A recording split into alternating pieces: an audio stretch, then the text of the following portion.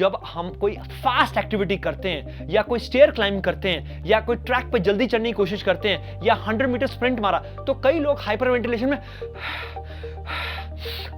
You see, मेरा मुंह जो है वो खुल गया, I can not take breath in, no, it's not comfortable, so this is hyper ventilation.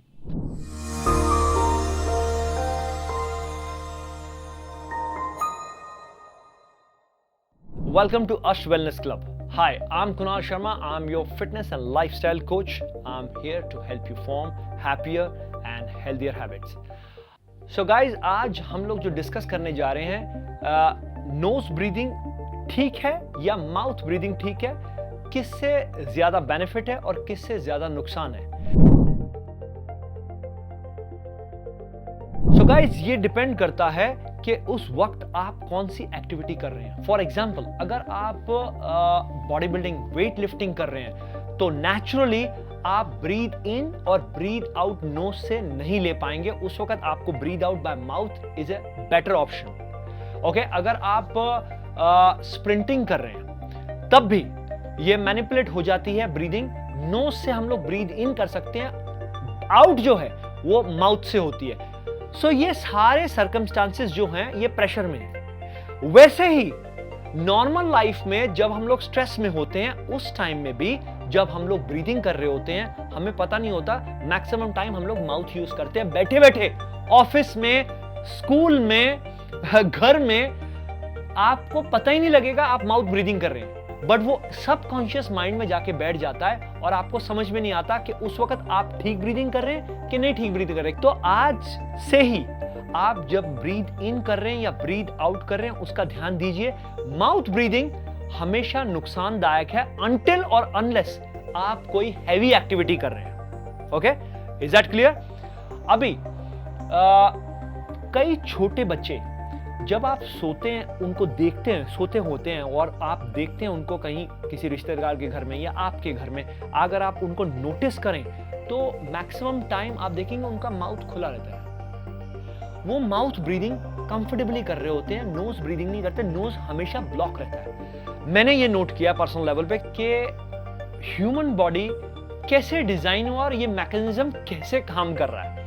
मैं हमेशा फैसिनेट रहता हूं अलग अलग नई नई चीजें सीखने को, देखने को, समझने को.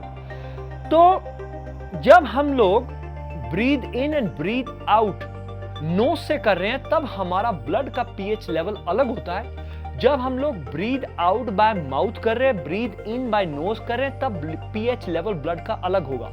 अभी ये पीएच क्या है? न्यूट्रल जो पीएच है ब्लड का वो 7.0 टू 7.23 इसके बीच में रहता है. Alkaline, not acidic, it always alkaline.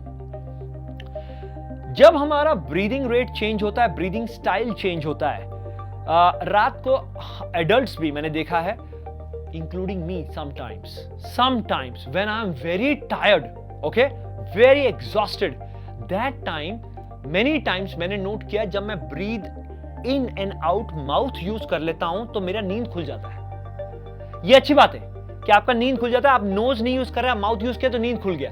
वो क्यों खुल जाता है उसका भी कारण है. क्या होता है, हमारा टंग का जो प्लेसमेंट है, टंग का जो माउथ के अंदर प्लेसमेंट है वो एग्जैक्टली इस एरिया में होना चाहिए. अगर हम माउथ ब्रीदिंग करेंगे रात को सोते हुए तो ये टंग जो है ये गले में जाके फंस जाती है पीछे. उसके कारण क्या होता है, सफोकेशन होता है और एकदम आदमी नींद से खुल जाता है. तो immediately sympathetic nervous system activate हो जाएगा. तो अगर देखा जाए तो ये एक विशियस साइकिल है स्लीप साइकिल के साथ. Your sleep, your breathing, your nutrition and your timing of the nutrition, ये सारी चीजें इंटरकनेक्टेड है, including your insomnia, sleep apnoea, सब. तो हमको इससे क्या सीखने को मिला कि हमें ब्रीदिंग एक्सरसाइजेस जो हैं, हर सुबह रोज उठ के नोज वाली ब्रीदिंग एक्सरसाइजेस जितनी भी मैंने आपको सिखाई है, 3 ब्रीदिंग एक्सरसाइजेस, वो डेली करनी है. इसके अलावा अगर आप किसी सुपरविजन के अंडर और ब्रीदिंग एक्सरसाइज सीखें, उसको रेगुलर करें, उससे आपका नोज डोमिनेशन ब्रीदिंग बढ़ जाएगा, माउथ ब्रीदिंग कम हो जाएगा. बच्चे, जब छोटे बच्चे आप देखते हैं माउथ ब्रीदिंग कर रहे होते हैं, for parents, specially for parents, तो उनको क्या करना चाहिए, बच्चों का जो जॉ है आराम से बंद कर देना चाहिए. उसका वो बंद हो जाएगा, वो कोई मुश्किल बात नहीं है. It's just a practice. Okay, कई बच्चे मैंने देखे हैं उनका सफोकेशन रहता है ये साइनस एरिया में। ये सारी चीजें जो इस एरिया में काम कर रही हैं, ये हमारी 5 सेंसेस के साथ कनेक्टेड है, हमारी ब्रीदिंग के साथ, हमारी आंखों के साथ, हमारी सांसों के साथ, इनर बैलेंस के साथ, जो वेस्टिबुलर सिस्टम है अंदर।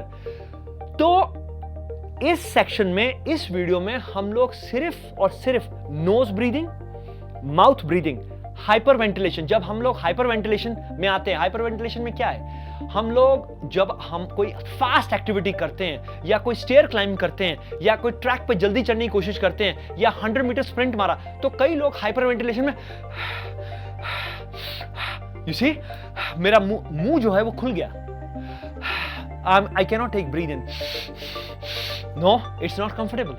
So this is hyperventilation. अभी इस hyperventilation में क्या होगा, ऑक्सीजन जो है वो उसका रिडक्शन हो जाएगा और कार्बन डाइऑक्साइड आप ज्यादा फेंकना बाहर शुरू कर देते हैं। तो क्या होएगा, इन दोनों का रेशो चेंज हो जाएगा। जब इनका रेशो चेंज होगा तो सारा पीएच ब्लड का चेंज हो जाएगा।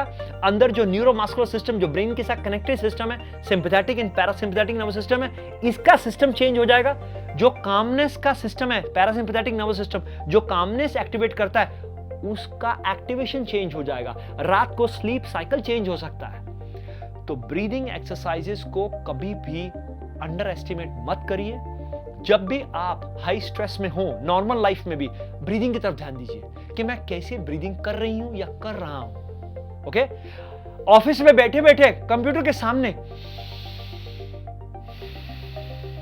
आंखें बंद करके 3-4 बार, सिंपल एक्सरसाइज। इसके लिए कोई टीचर की जरूरत नहीं है, सिर्फ अलर्टनेस की जरूरत है। और अगर आपको इसमें हेल्प की जरूरत है, मैं आपकी हेल्प कर सकता हूं। कैसे? आप एक अपने ऑफिस में एक छोटा सा जिसको बोलते हैं ना, स्टिकर लगा लीजिए डेस्क पे, breathing exercise every 1 hour 3 to 4 times, बस एवरी 1 आवर ब्रीदिंग। तो आपके डेस्क पे वो स्टिकर लगा रहेगा, या कैलेंडर पे लिख लीजिए।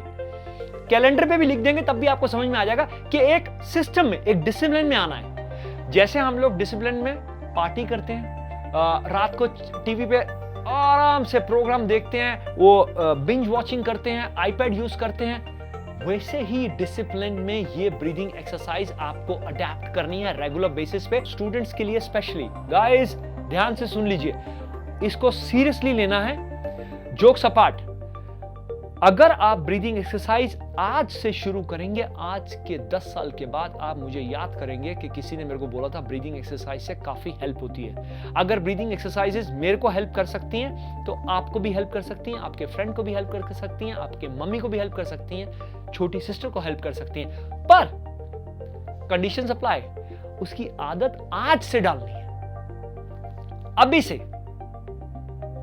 तब जाके आपको इन ब्रीदिंग एक्सरसाइजेस का बेनिफिट मिल सकता है। तब आपको पता लगेगा नोज ब्रीदिंग, माउथ ब्रीदिंग में क्या फर्क है। ब्लड का पीएच जो मैं डिस्कस कर रहा था, वो एसिडिक हो जाता है जब हम लोग माउथ ब्रीदिंग करते हैं। रात को सोते हुए या दिन में काम करते हुए, स्पोर्ट्स ट्रेनिंग में कई लोगों को साइनस का प्रॉब्लम होता है, वो सांस नहीं ले पाते, यहां पे कंजेशन होता है। कई लोगों को गट के इशू के कारण कोल्ड और कफ हमेशा रहता है, तो उनको सांस का प्रॉब्लम रहता है, उनको भी स्लीप का प्रॉब्लम आता है, वो भी माउथ ब्रीदिंग करते हैं। तो ये सारे फैक्टर्स जो हैं, ये सारे लोग, छोटे बच्चे भी हैं, ऑफिस वाले भी हैं, स्पोर्ट्स वाले भी हैं, टीनेजर्स भी हैं, ये डिफरेंट सेक्शन में फेस करते हैं ब्रीदिंग की प्रॉब्लम्स। अगर आप लोग, सभी लोग आज से ब्रीदिंग एक्सरसाइज चालू कर दें, 1 महीने के बाद आप देखेंगे आपके रेस्पिरेटरी सिस्टम में, आपकी कामनेस में ट्रेमेंडस अमाउंट में फर्क आएगा। ओके, आपका जो माइंड है वो भागेगा नहीं, दौड़ेगा नहीं, आप रिलैक्स हो जाएंगे। सो गाइस, आज से, अभी से मेरे साथ ब्रीदिंग एक्सरसाइज शुरू कीजिए और इसका मैक्सिमम बेनिफिट उठाइए और काफी बीमारियों से छुटकारा पाइए।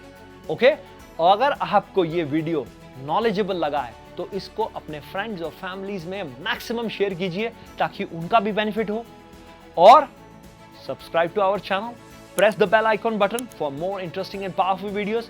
Give us thumbs up because we need motivation so that we can motivate you constantly, and keep breathing.